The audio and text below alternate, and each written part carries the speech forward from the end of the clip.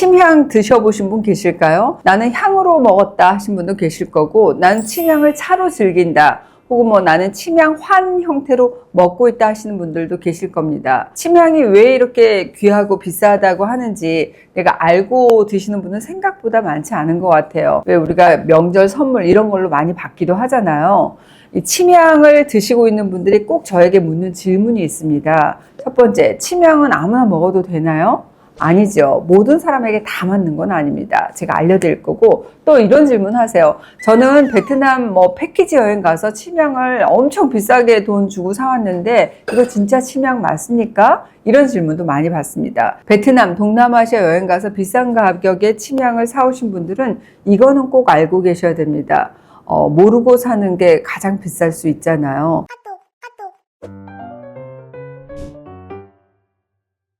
먼저 이 침향이라고 하는 것은 아무나 사고 팔 수 있는 일반 기념품이 아닙니다. 국제적으로 관리되는 자원이거든요. 이 침향나무라고 하는 것은 멸종위기 보호라는 걸 위해서 사이티스, 즉 국제적인 멸종위기종 협약 관리 품목에 침향이 포함되어 있어요. 그러니까 현지에서 이거 진짜 귀하다 이런 말만 믿고 샀는데 정작 출처도 그리고 기준도 모르는 경우가 많습니다. 정식 유통 그리고 합법 절차를 거친 제품인지를 여러분이 확인하셔야 돼요. 오늘은 이 침향에 대해서 여러분이 정확히 알 수 있는 시간이 될 겁니다.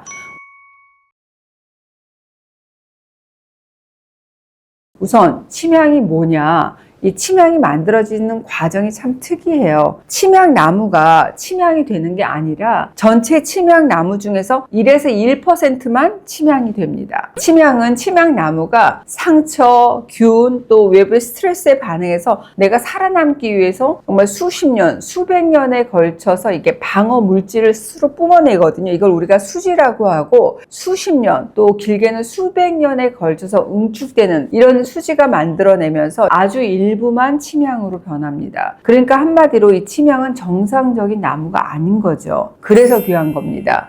상처를 입은 침향나무가 살아남기 위해서 정말 수십 년 동안 만들어낸 아주 귀한 수지라고 할 수 있어요. 침향은 어떻게 보면 약재라기보다는 나무가 살아남기 위해서 만든 방어 물질이구나. 네, 맞습니다. 그러니까 침향의 향은 특히 맡아보면 굉장히 차분하고 무게감 있는 향이잖아요. 그래서 주로 명상을 할 때 또 호흡에 많이 사용되어 왔습니다. 또 침향은 예로부터 기운을 다스리는 향으로 표현이 되고 있어요. 그러니까 그 향을 맡았을 때 가슴에 이렇게 상기되는 게 좀 이렇게 내려앉는 느낌, 또 답답함이 풀리는 것을 체감을 하고, 또 복식 호흡이 안 되던 게 쉬워지는 그런 체감, 깊은 호흡을 유도합니다. 이게 우리가 침향을 찾는 가장 큰 이유이기도 하죠. 그래서 좀 예민한 체질들은 잠들기 전에 향으로 많이 사용을 되고, 또 긴장 완화에 도움을 주는 향으로 알려지고 있습니다.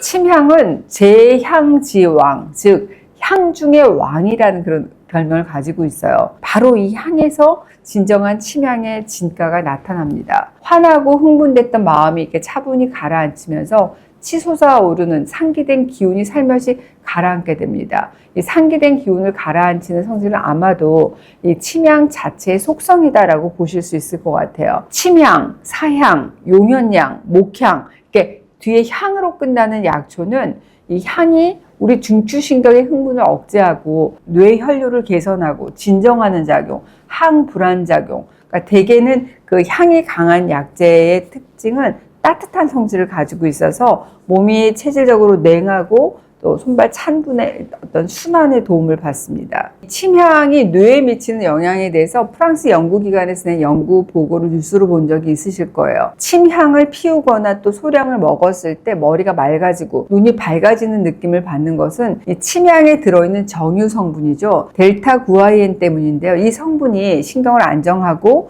또 뇌 진정에 도움이 된다는 그런 내용이었습니다. 일본에서도 이 침향으로 동물 실험을 진행한 연구가 있는데 그걸 보면은 침향에 들어있는 아가로스피롤이라고 하는 성분이 신경을 이완하는 효과가 있어서 진정 효과의 사용 기능성에 대해서 기대한 바가 있다라는 발표를 하기도 했습니다. 이 침향에는 아가로스피롤, 델타 구아인 같은 향기 성분이 들어있어요. 이 향이 내 몸을 억지로 막 바꾸기보다는 긴장을 내려놓게 만드는 그런 방향으로 알려져 있습니다. 그래서 침향은 약보다도 향으로 먼저 쓰였던 재료기도 합니다. 가슴이 답답할 때, 숨이 얕을 때, 또 기력이 좀 떨어질 때 나도 모르게 자연스럽게 찾게 되는 거죠. 이 침향은 이 빠른 변화를 약속하진 않습니다. 대신 내 몸의 흐름을 천천히 이렇게 돌아보게 만들어요. 침향의 역사는 정말 오래됐고 다양한 문헌의 기록을 찾아볼 수 있거든요. 동의보감의 이 침향은 온갖 길을 기르는데 위로는 머리끝까지 가고 아래로는 용천, 그러니까 발바닥까지 간다. 꼭 그 효과에 대해서 기록된 바가 있습니다. 아까 제가 이 침향의 향을 맡으면 역상된 기운이 차분히 이렇게 가라앉는다는 설명을 드렸는데, 상기된 기운을 안정시켜주는 것, 그리고 전신의 효과를 신속하게 전달하는 강력한 배달꾼의 역할로 쉽게 말씀드릴 수 있을 것 같습니다.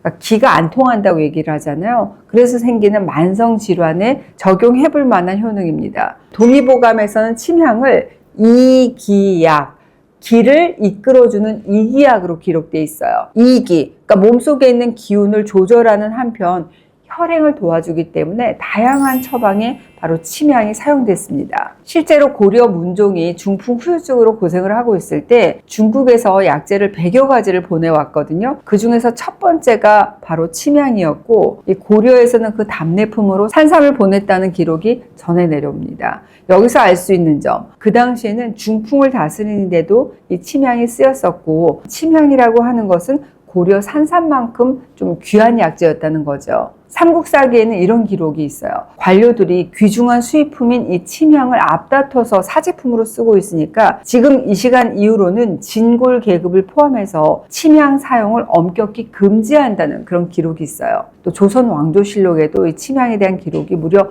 24번 언급이 됐거든요. 세종대왕 때 왕실에 침향 도둑 맞은 사건에 대한 기록이 정말 유명한데요. 인자하신 세종께서는 이 침향은 귀한 거건을 이제부터 왕명으로 엄격히 관리하라. 또 비싼 값을 주고서라도 반드시 침향을 구해와야 한다는 그런 주문을 하셨다고 전해옵니다. 여기서 알 수 있는 사실, 그러니까 침향은 예전에는 귀족이라고 하더라도 함부로 사용할 수 없었구나. 동의보감에는 침향이라고 하는 이름이 들어간 처방이 12개가 나와요.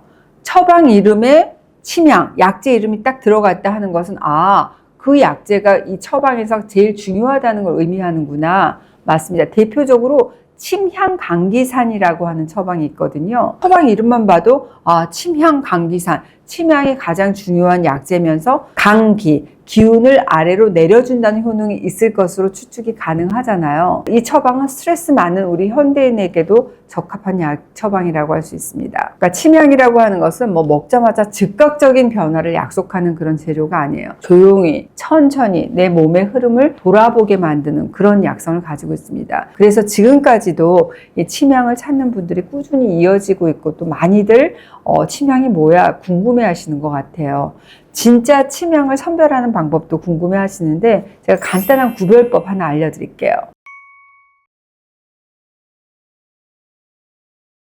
침향은 잠길침의 향나무 향입니다. 그러니까 침향나무는 수지가 단단히 굳으면서 자연 숙성이 돼요. 그래서 무거워져서 물에 잠기기 때문에 잠길침의 향나무 향, 침향이라고 불리우는 거거든요. 물에 떨어뜨려 볼게요. 일반 나무하고 침향입니다. 일반 나무, 침향. 둥둥 뜨지만 이건 물에 가라앉죠. 이게 바로 또 쉬운 구별법이기도 해요. 간혹 여행지 가서 침향을 이렇게 사오기도 하시는데 태웠을 때 타이어 타는 역한 냄새가 난다. 그러면 이거는 진짜가 아니구나 라고 보셔도 됩니다. 또 쉬운 구별법 중에 하나가 소리로도, 이게 침향의 소리거든요. 근데 일반 나무는 소리 자체가 틀리죠. 굉장히 둔탁한 반면에 이거는 무슨 대리석 부딪히는 소리 같이 그런 소리가 벌써 달라요.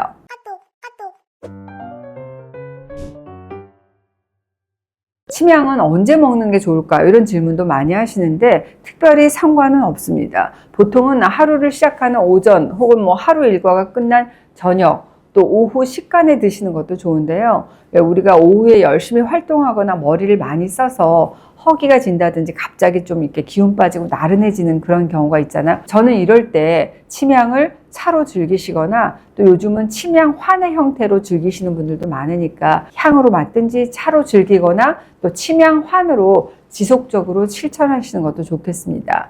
내 몸이 무겁다고 느껴질 때, 또 마음이 좀 가라앉지 않을 때, 이렇게 몸이 긴장된 시간대 찾는 분들이 많으십니다. 침향은 향을 맡았을 때 진정하는 효과, 또 안 되던 호흡이 굉장히 쉬워지는 그런 체감 효과를 가지시는 게 침향을 갖는 또 큰 이유이기도 합니다. 그래서 나는 좀 체질적으로 예민하다 하신 분들은 잠들기 전에 향으로도 많이 사용이 되고 긴장 완화에 도움을 주는 향으로도 알려져 있잖아요. 그래서 우리 중장년층이 더 침향에 관심이 많으신 것 같고, 특히나 스트레스 많은 40대, 70대, 또 가슴 답답함을 자주 느끼는 체질이라든지 내 몸이 예전 같지 않다, 기력이 너무 떨어진다 이런 분들, 또 커피라든지 술, 야근이 잦은 분들, 명상이라든지 요가 하시는 분들, 이런 분들이 한 번쯤은 나도 침향을 좀 시도해 볼까 이런 생각을 하시는 것 같아요.